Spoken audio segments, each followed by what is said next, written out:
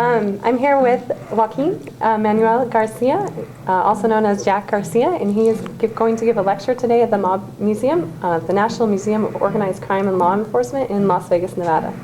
Welcome, Jack. Hi, thank you. Thank you for having me. Obviously can't play soccer.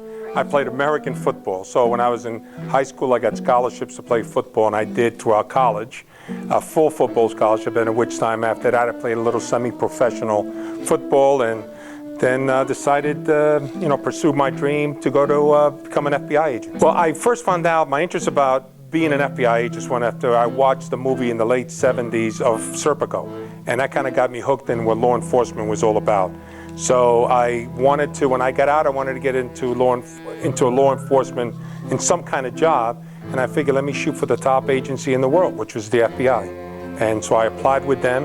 It took me a long time, and I didn't hear anything from them, and I came to realize that I was not an American citizen, because having born in Cuba, I came to this country as a political refugee, and in 1976 I took the test and became a citizen of this country, and in 1980 I was appointed in the FBI.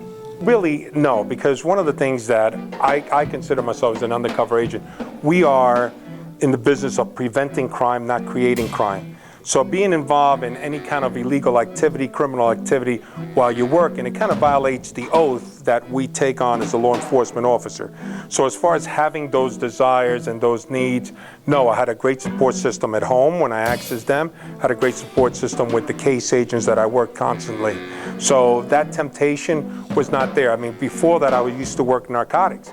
I mean, I've been in rooms when there's been millions and millions of dollars. So that did not have that effect on me, or go into the dark side or going native with gangsters. I didn't have that desire, which I guess I thank God for that, you know what I mean? Because it could make you corrupt. I mean, being around all that, money and wealth and power, But at the 26 years of my bureau career, I was dedicated solely to working undercover.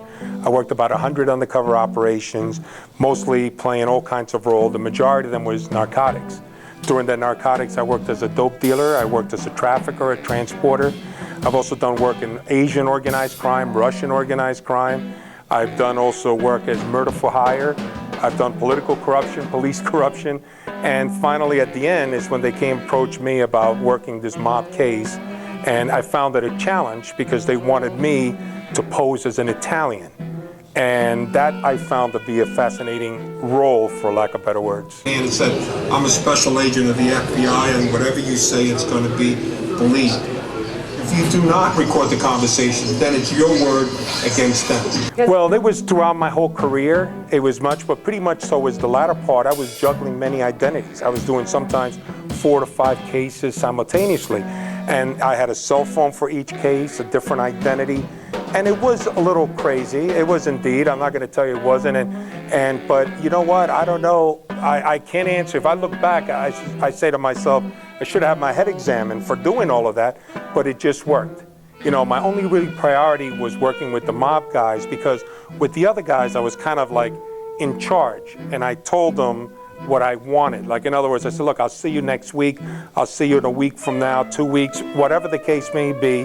I didn't have accountability. But when you deal with La Cosa Nostra, with the mob, there is a lot of accountability, and you have to show deference. You have to be available, because if you're not available for them, they're going to assume that you got arrested. And if you got arrested, then you obviously are out. You may be wearing a wire, or there's a reason for that. So with the mob, I had to be available 24/7, 365, either on the phone or in person. So when I went to other cases, I would say, I'm going to try to score a gig, some kind of score. And then, of course, either come back with money for him, or it came back like it didn't work out.